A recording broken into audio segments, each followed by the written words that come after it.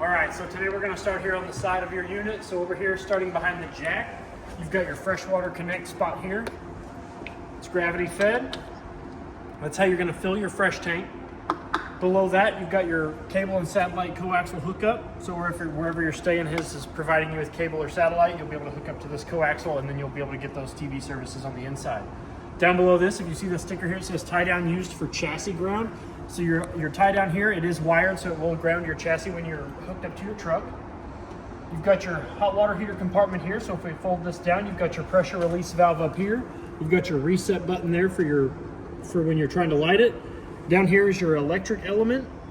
And then beside that is your 1 1/16 anode rod. You can also use that to help drain out your water heater, but if you're when you go to drain it out, when you take that off, relieve the pressure off by pulling up on this, and it'll be a whole heck of a lot easier getting out of there.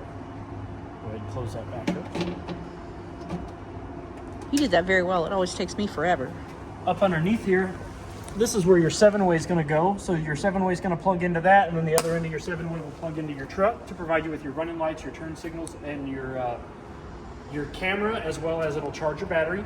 You've got your furnace vent here, so you've got the intake and the exhaust at the top. This does get hot enough to curl the hair on your arm, so I do recommend avoiding this when you've got your furnace on. It does get really hot. Another good recommendation is the mud dauber screens. There are 2 vents that sit over these to keep the mud daubers from going in there and building a nest. Instead of, it's a $20 part in the store, or it's like $150 an hour for us to come in and fish them out. So I will recommend those any day. You've got your 30 amp short cord here. It'll tell you that right there. To plug it in, you're going to make sure that the ring is all the way against the 2 fins on the plug. You're going to rotate it clockwise, so you're going to push the plug in, you're going to rotate it clockwise 1/4 of a turn, and you're going to make sure this ring is tight. This ring creates a nice weather tight seal. It's going to keep the dirt, bugs, and water and stuff out of your connection from your unit to your cord. And then to remove your cord, you're going to do what I just did. You're going to rotate the ring counterclockwise, rotate the plug counterclockwise, and remove the plug from the unit, okay? We don't recommend rotating your pug. No, don't Makes your pug unhappy. When you do not have the cord plugged in, you do want to make sure that the cap is over that. That's going to prevent the prongs inside the unit's power supply there from getting corroded, rusted, all that good stuff. Your city water hookup is right here. So if you hook your hose and regulator up to this spot here, you'll never have to turn your water pump on, and you won't use the water in your fresh tank.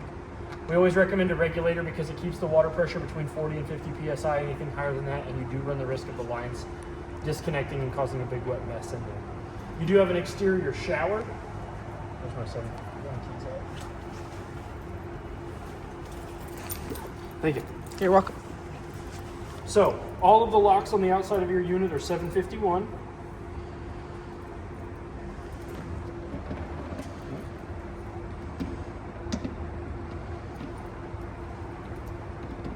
Get the wire out of me.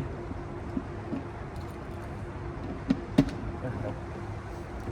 So if we open this compartment door up, you see that you've got an outside shower. You've got hot on the left and cold on the right.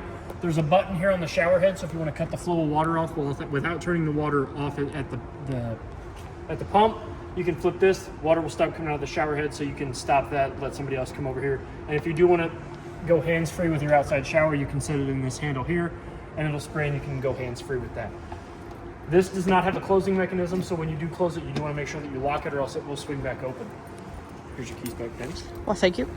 If we open this up here, this is where your gray valve, your black tank valve, your low point drains, and your fresh tank valve are all located, so they're all nice and neat in one little compartment. This is your black tank. This is for your toilet. The one back here is your gray tank. That's going to be for your kitchen sink and your bathroom sink and stuff like that. And then you've got your fresh drain is here, as you can see, and then you've got your low point drains here. You've got your hot low point drain and your cold low point drain. We're going to come back to the back side of the unit. So you do have a roof access ladder. Now with this design, there are still things that are lap sealed up on the top, so you do want to make sure that you get up there and check them. But this is a clamshell design camper, so which means that this here is the seam between the top and the bottom part of your camper. So there is no roof. It's all this, whatever the side of this is made out of. Fiberglass. Fiberglass. It's all across the top except for the things that are sealed, so your vents and stuff. So you do want to make sure that you get up there and check those about every 90 days. But there is no roof that will need to be sealed because it is, like I said, it's clamshell. So it's a really nice, it's a true Four Seasons truck camper. Down below the left turn signal, you do have a lighted license plate bracket. Your stairs, so this stair can actually come off. You'll loosen these two brackets here, these two set screws, and this stair can actually be removed just by lifting up and out of the saddle. You can get access to a storage compartment down here, which if we lift this up, has two pull-out acrylic bins, so you can store things in there like wet things, like your fishing pole or whatever, like your fishing tackle, stuff like that. And then when you're ready to store the stair back on, you slide that back in and you tighten these back down, and then that stair is going to secure that, okay? These stairs here, when you're in travel, will flip up and they will secure to the top portion of here. And then if this is in the bed of your truck and you do need an additional step, this right here, I can't actually fold it down because I don't have enough room, but this panel right here actually comes off and flips back around to give you one additional step. So you'll take the two pins out of the side. There's one on that side and then there's one on this side. You'll pull those. You can remove this step from the undercarriage of this step, and you can flip it around where this is going to be on the back side. And this is one additional step. So you'll have 1, 2, 3, and then you'll have a fourth one if you do need it. If you notice there, in the big black stickers there, that your deck has a 6-year structural warranty through northernlight.com. So if you go to that, if you get any structural damage to this or the outside, you can actually go that, and then you have a 6-year structural warranty, okay? Just structural. So if we open this up here,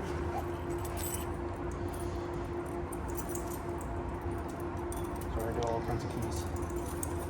So if we open this up here, this is your other side storage. This is actually a waterproof outside storage compartment.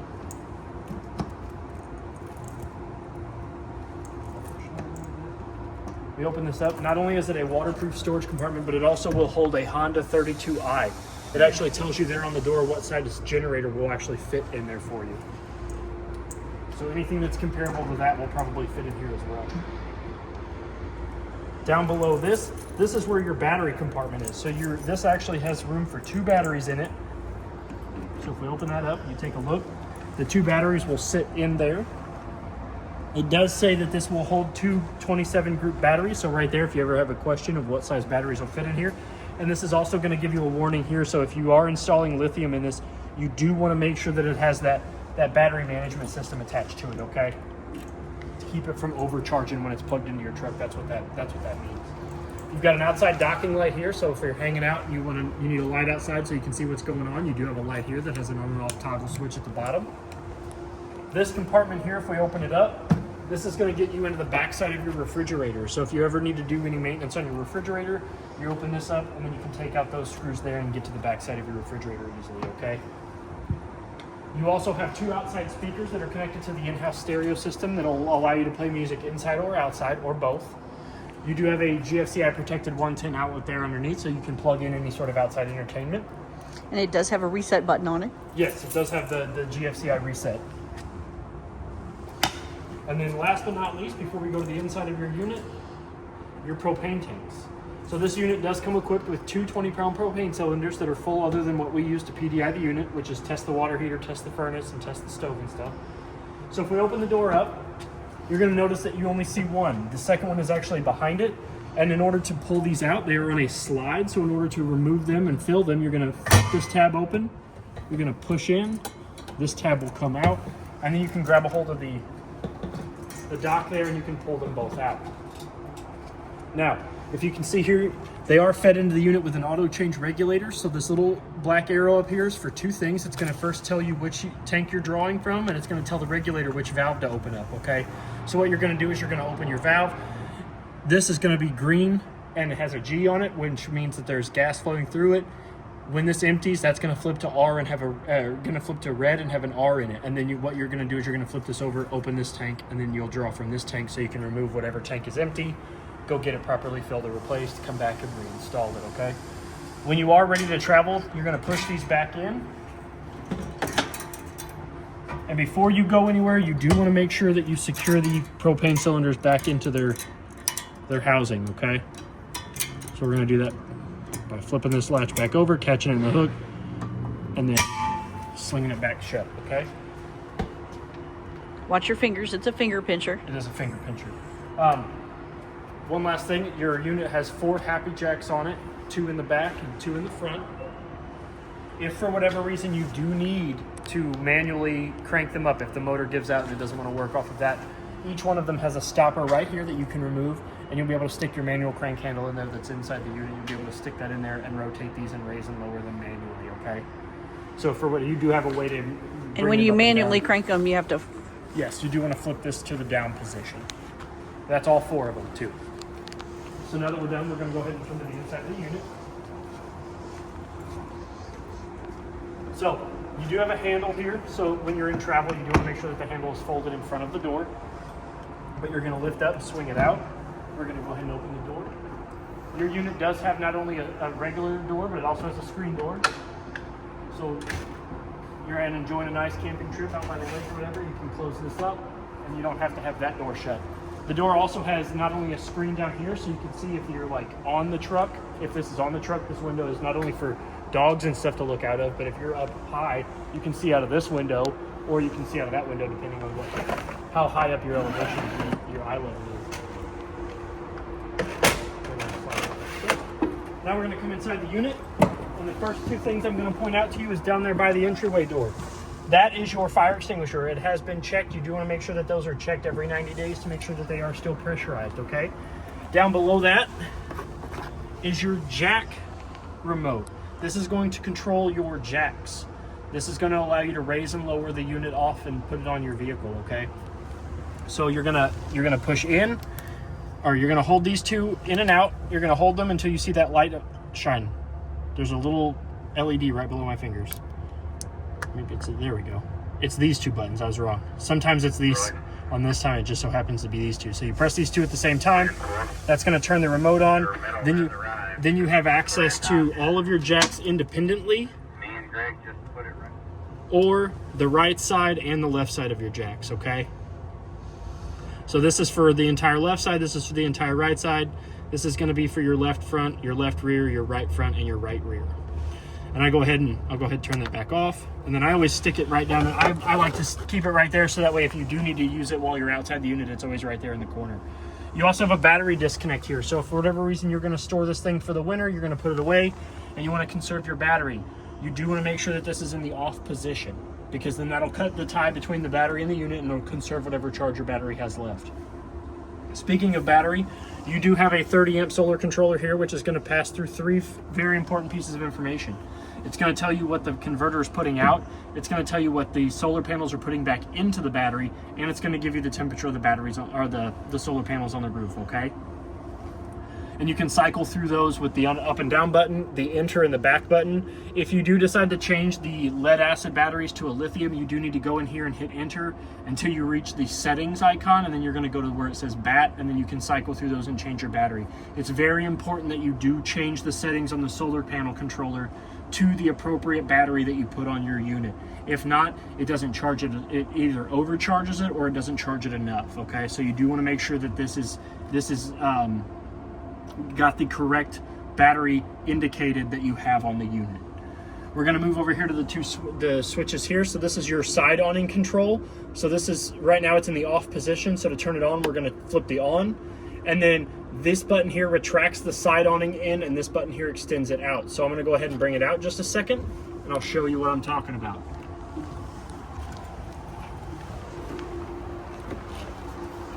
So this is your carefree awning, which means that once it goes all the way out, you don't really have to do nothing with it. That's exciting.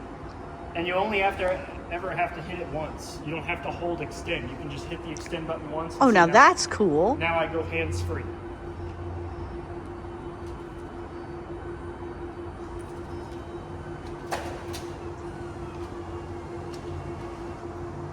Yep.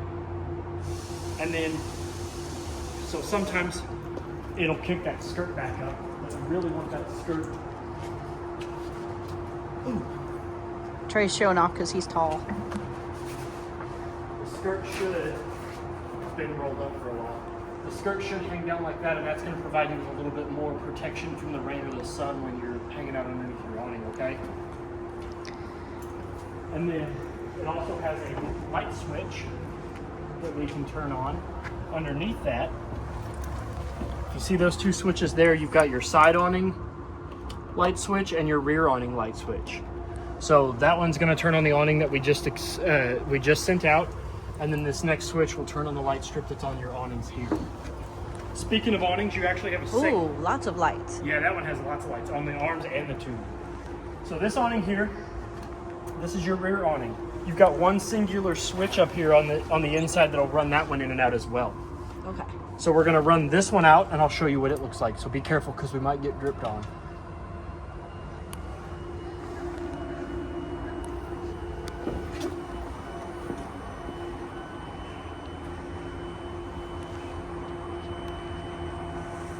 And this one you have to hold, right? Yes, this one is a manual operation. You have to hold the extend button out in order for them to come out. So we're going to stop it about right there because that's going to give you it also has lights on the tube just like up here. So you want the lights to be shining in on you when you're underneath it. And then that skirt will hang down and do its job as well. Now when we go to bring them in, you can hit retract on the Carefree one on the side, and just once, and again it'll go hands-free. So now it'll bring that awning in all by itself. I'm not touching a single button. The one above our heads though, you'll have to hold the same button that you use to extend it out, just press it into the retract side. So you've got out and in. So we're gonna go ahead and bring this one above our head in. Now when you're bringing this one in, this one's a little tricky. So this one you have to hold, and when you're bringing it in, you don't want to bring it in too far or else it will get bound up. The heads will want to push back further than where the arms are at. So when you're bringing this one in, for it to function properly and efficiently the way it's supposed to, when you're bringing it in, you want to make sure that the arms, all of your arms are still flush with each other when they come in, but you don't want to send them in all the way. So we'll stop about right there. That's going to be where you keep that, because see if you can pay attention to that. All of your arms back here are flush with one another. They're all closed up. This isn't going anywhere. It's not going to open up on you when you go down the road, but it's also not going to lock that tube up here at the top to keep from just spinning in place, okay? We'll go ahead and turn that light off. So now that we're done with now that we're truly done with the outside, we're going to come to the inside of your unit, okay? So we went over all that stuff. Now up here at the top, if you can come in here and see that, we'll do the light first. So your unit has modal lights all the way throughout the inside of it. One button will turn half the light on.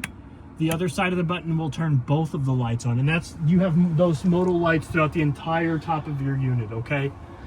But if you can see up here above my head, you actually have another light switch. You have two, one for your camera and one for your lights. So if we flip that on, that should turn your running lights on. Or your porch light. Porch light, yes. Porch light is on. That's for your porch light. And this one here is your camera. So if you don't want to use your camera, you'll flip it off. But then when you're plugged into your 7-way, you'll flip this on, and that will actually send power from the 7-way system to your camera. And then you'll be able to have your camera running while you're inside your unit, okay? I'm going to flip that back off. Like I said, throughout the entire ceiling of your unit, you have these modal lights. So we're going to turn these on, and then we're going to go over what's on this side of the unit. So we've got cabinet space here. Very nice. Big cabinet space. Closet. Down here below us, smaller storage for anything that you need to get to quickly while you're outside. So dog leash, dog treats, doggy bags, anything like that. On this side of the unit, we've got our bathroom. So this does have a travel lock. So when you're in motion, you do want to make sure that the travel lock is slid against the latch there, and that'll keep your door from opening up and sliding back and forth and doing damage to the door, the track, and the little carts that run it. So we're going to open that back up. We're going to open up your bathroom. You do have a dry bath in here. A little bitty faucet right there with hot and cold. Hot on the left and cold on the right. I think it's a wet bath. Wet bath. That's what it's called. Not a dry bath. A wet bath. So you can. I like to call these the 3 S's. The 3S bathrooms. So you can do your business, shave, and shower all at the same time. And you can clean your bathroom if you want. Yeah.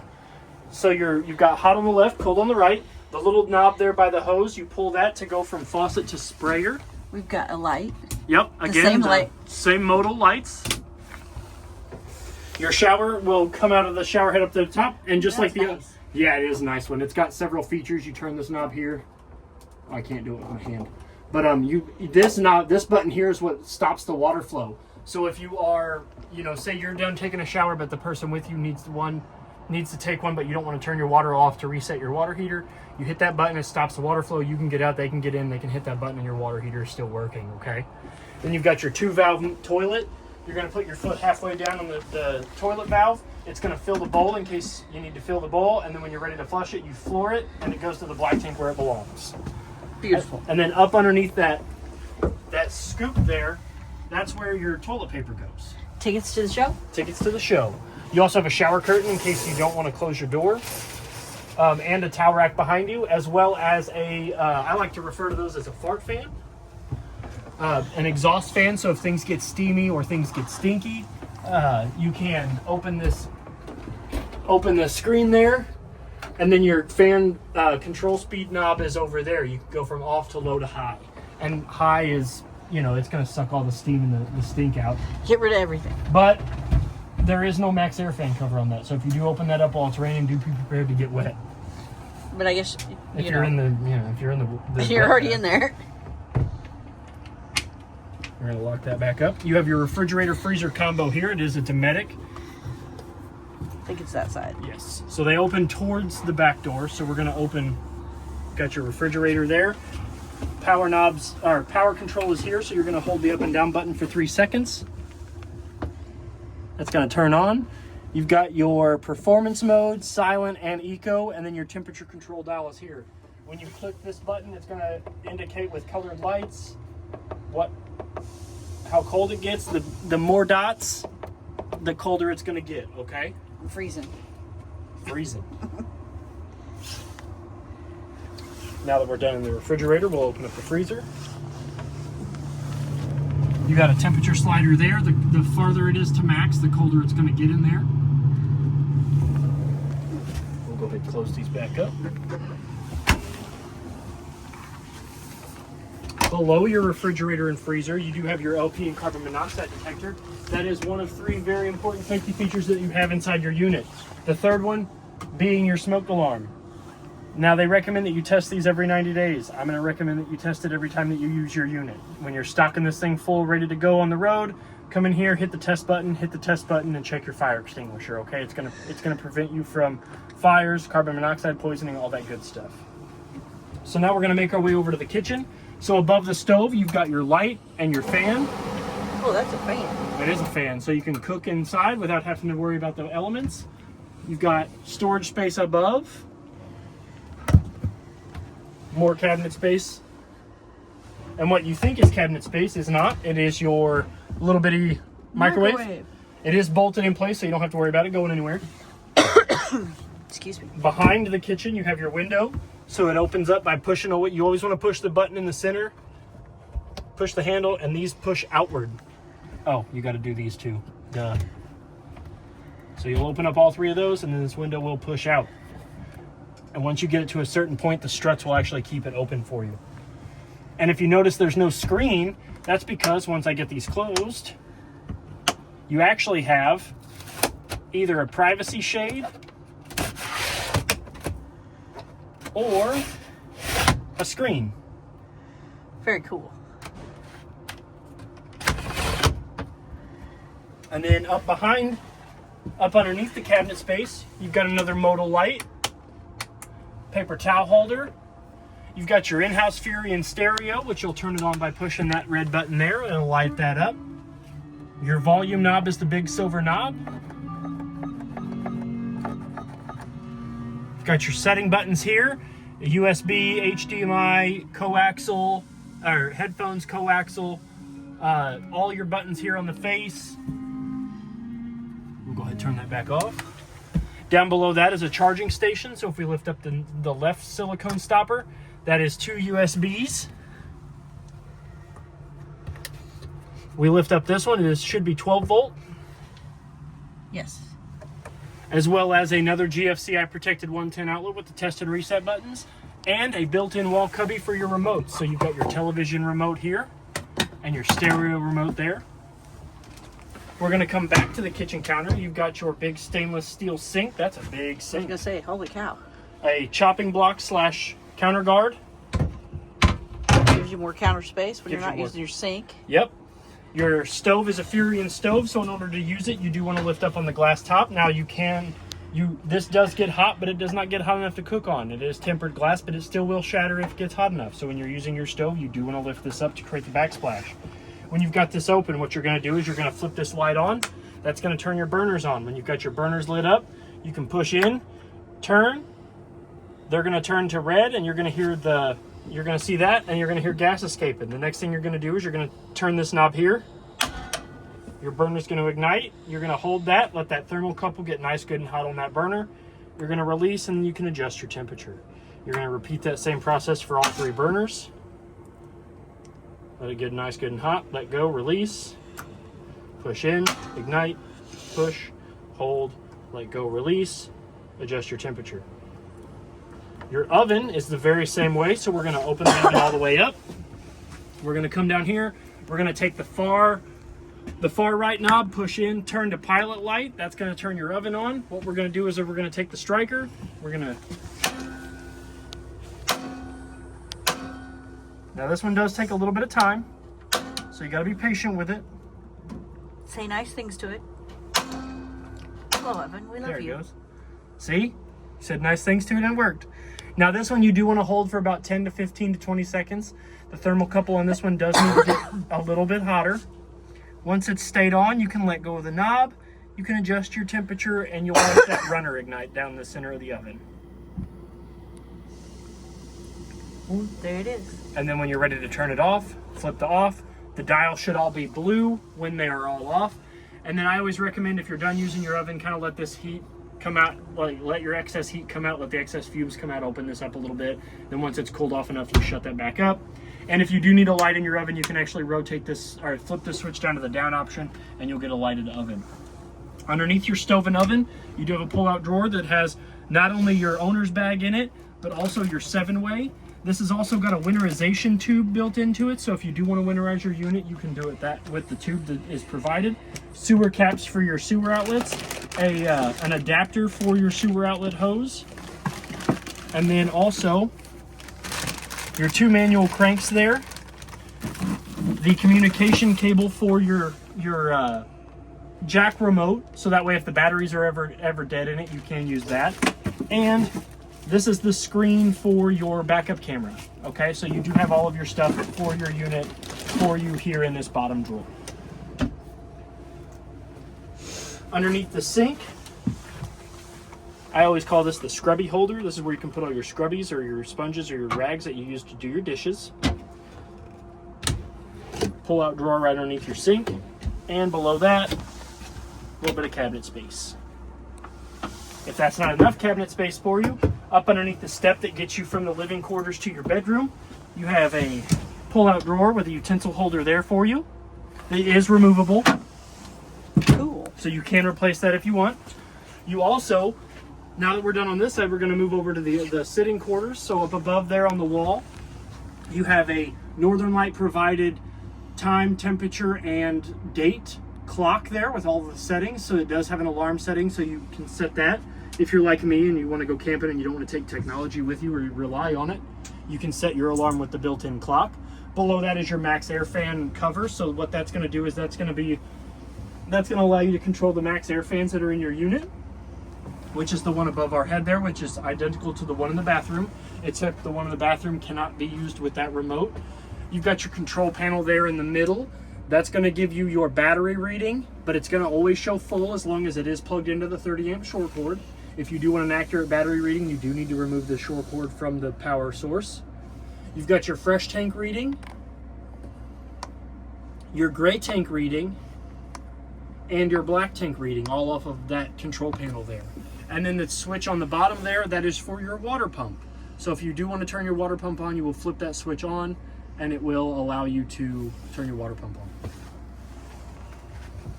The next and last one there on the side is your thermostat. That is how you're going to control your furnace and your air conditioner. So that center dial there, you're going to click that. That's going to wake that system up. You're going to click it again, then you're going to go into mode select. From there, you're going to rotate between off, cool, which is air conditioner, heat, which is furnace, And then you're going to go to, I think it's got dry, cool and heat, which is dual climate control. And then if you rotate it once more, you have dry cool, which is a dehumidified air conditioner. So we're going to rotate it to cool. We're going to click the center dial to engage the mode. Then you're going to go into your fan select. So your fan selects are high auto, low auto, high, and then low. Now, with this having the Dinette thermostat and air conditioner on, I can recommend that you never want to put those into low or low auto. High or high auto are going to be your two best bets, and honestly, high auto does the job. High auto is going to allow it to cycle when it reaches the current temperature, or the desired temperature, and it's going to keep that until it's going to keep turning on and off until it keeps that temperature at a standard temperature. So right now it's set to 58. Right now it's 60 outside, so that should kick on, but it gives it about a 4 to 5 degree difference. But if you turn it to low, your air conditioner is going to work harder than what is putting out, and you do run the risks of it freezing or burning up. Okay, so your low and low auto we never recommend people using. On either side of your kitchen dinette set here, you do have two wall-mounted LEDs. They're both the same, so I'm going to show you over here a little bit. So there's a little rubber button that you press. That's going to turn on the light. Now these are manipulatable, so you can rotate them this way. You know, you want some more light towards, if you say you're reading a book or whatever, and you don't want this light here, another one of those modal lights. You can turn these little LEDs on, and where these are like kind of like an opaque, these are a translucent lens, so it's going to provide you with a more natural white light instead of the yellowish white light. Your speakers are there and there on the side of the wall. Underneath the left side of your dinette booth, you do have more pull-out storage. Your table does fold down to provide somebody else another sleeping quarters, so in order to do that, you're going to come down here to the bottom of the table. You're going to manipulate this little rod here. You're going to rotate it out from in front of the lock. I like when they have an easy design, so that way you can see what you're doing. When you rotate this, you're rotating the other side too to stop this slider from moving. And then once you have that down, what you're going to do is you're just going to grab the bar and you're going to lower your table down. It is supported by the weight on the other side of the wall there, so you can just do it one-handed. And then what you're going to do is you're going to rest the tabletop on these two. There's a strut there and there's a strut there. You're going to rest this tabletop on those, and then the cushions are all going to slide forward, and you're going to be able to have a secondary sleeping option there as well. To bring your table back up, you're going to slide it all the way back up. Then you're going to take the rod, push it in front of the white slider again, and then if you do need more leg room while you're sitting in the dinette, there's a black knob here that if you rotate and you loosen, you can actually slide the table around. So if you're sitting over here and you want more space, you can actually slide the tabletop a little further that way. If somebody's sitting over here and they need more space, you can slide the tabletop that way. You can also, but when you're using it as a bed, you do want to make sure that it is in the middle and that both sides of the table here are resting on these two stoppers here, okay? And then when you have that in the desired position, you just tighten that knob back up. So while we're underneath here, you do have 4 furnace vents over here. And then under this side as well, you have a GFCI protected 110 outlet. And next to that is another one of those charging stations. 2 USB ports and 1 12 volt. As well as a 5th furnace vent over here, which is, not only is it a furnace vent, but it's also an exhaust vent for your converter / your fuse panel and breaker box. So I'm going to step up here and I'm going to show you that. So here's your fuse panel and breaker box. So if I press this, the door's going to open up and you're going to see that your fuses and your breakers are all there. And then there's a sticker on the door there. I don't know if you can see that. The sticker there on the door has them all labeled properly and appropriately. And then in order to shut that, you just close it with your finger. You do have a window behind me here so you can see into the bed of the truck if you need to, which does have a curtain that closes if you don't want to see who's driving. You know, they make you mad, you're hanging out back here, you can just close that up. And then over here on the wall, you have your water heater options. You have a switch over here on the left for gas and a switch on the right for electric. When you do have it on gas, this will light up. That's your DSI fault light. What that's going to do is that's going to turn on until the pilot light gets lit. That's an indicator light saying that it's attempting to light. Once it lights, that will go off. If it attempts to light for a couple seconds and does not light, that DSI fault light will come back on and it'll attempt to redo that 4 or 5 times. If it does that, you do want to make sure that your gas bottles are open, that you do have a decent gas flow, and that and then if it doesn't do that again, you go outside and you hit that reset button. Okay, but you do want to make sure that your gas is lit before you go to light that, and that there's water in your water heater tank, okay? You do not want to attempt to light it with no water in it. Up here in the bed, you've got, scoot up here and I'll show you. Oh, you've got some closet space up here with a hanging rack in the center, so you can hang up your formals. And there's plenty of, it's deeper than it looks, so that way your shirts aren't going to fold up and get all wrinkled. Or your formals. Or your formals. You've got plenty of snack storage over here on the side.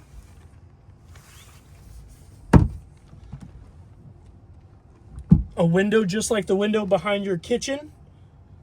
More of these modal lights here. You've got two more of the LED sconces like that are above the dinette. You've got one in the left corner and one in the right corner. Got the same storage on this side. Same storage on this side. Your television is up here on the wall. And the last thing that I want to go over before we go over the sunroof is where your TV antenna booster is at. So let me spin around here. So you're going to open this drawer here.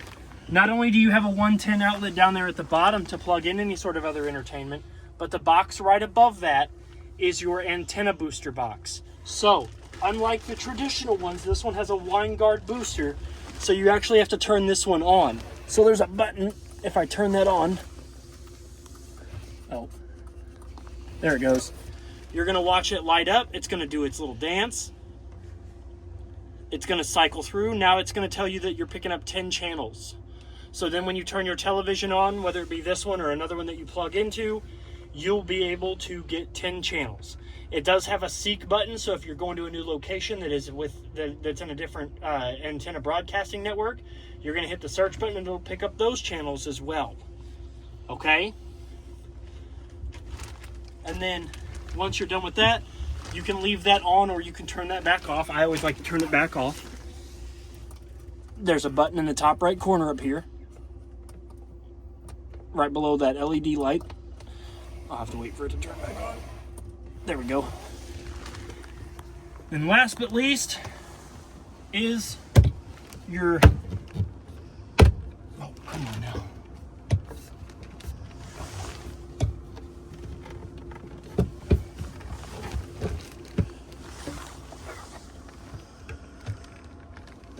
What the heck? Last but not least is your skylight. So if you're sleeping in here and you don't want to see the outside, you can close it up, make it opaque. You can close this, so this is your screen. So if you do want to see what's outside, it's nice and warm, you can actually bring your screen out. But the reason that has a screen is because if you hit this button here and you lower this down, you can actually open this up. Cool. And so like there's the outside, but if you want to leave that open and sleep, slide this all the way over and now bugs aren't going to get in on you. Nice. And it has several different modes, so you can leave it open like this. You just slide this bar. What you can also do is you can slide this bar up here. You can slide the bar back. If you want it a little bit further shut, you can shut it this way. Or if you want to close it again, you just bring the bar all the way back up and it sits above the button. So this button is the release hatch. So you'll push this button right here and that will release that bar to be brought down. Let me squeeze down out of the top of this. I'll get out of your way. Now, the last thing I want to go over is how to turn. So your air conditioner also has settings up here. So I've fibbed. So your air conditioner thermostat doesn't control your air conditioner. That's just for your furnace. Ah. So this is your air conditioner controls here. So you have a dial here. So you have the dial is in the red dot for off or the black dot for off. So we're going to rotate this. As you can see now, they're low.